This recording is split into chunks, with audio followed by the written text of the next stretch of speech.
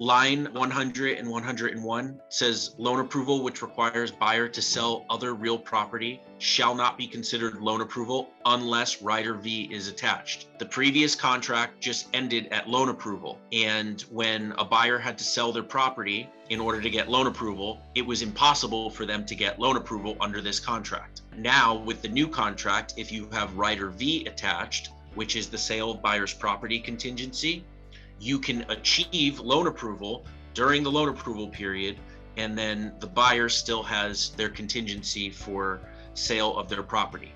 Again, this is a seller's market right now. Are you going to be able to get an offer through that has rider V?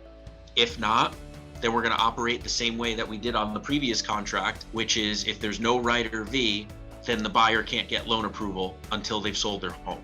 The next section, they've added reference to paying for the appraisal and other fees. They've also added good faith. So everywhere it says diligent effort, they've also added in good faith. This is a situation where the buyer could get into default by not really paying for an appraisal or other fees that their lender has. So if the lender's requiring an appraisal to be paid ahead of time and the seller finds out that the buyer didn't do that, then the seller could hold the buyer in default. So you have to be very, very careful about what your lender is disclosing to a seller from the buyer side.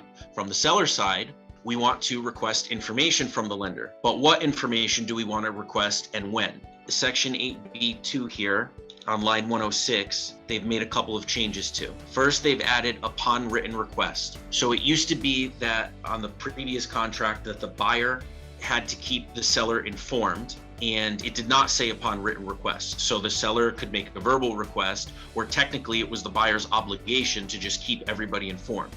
Now it only becomes the buyer's obligation if the seller puts the request in writing. And what can the seller request? They can request information about the status of buyer's mortgage loan application, loan processing, appraisal, and loan approval, including any property-related conditions of loan approval. So they've added in appraisal and they've added in property-related conditions. Loan approval was always there, they just moved it. From the seller side, if you've done the training with me about mistakes that listing agents make, I always say don't request information about their loan approval until after the loan approval period ends. Why is that? It's because the buyer's deposit goes hard after the loan approval period ends. And if they don't have loan approval, or if they're silent, this gives the seller more options. If the buyer is silent, the seller could potentially back out of the contract. Maybe you got a better offer and you're waiting to back out of this contract. If you are a tenacious listing agent and you keep hounding the buyer for information about their loan approval, they may end up asking you to extend the loan approval period, or they may just terminate the agreement. So it makes sense from the listing side to wait until after the loan approval period is over to ask for an update and the status of their loan approval.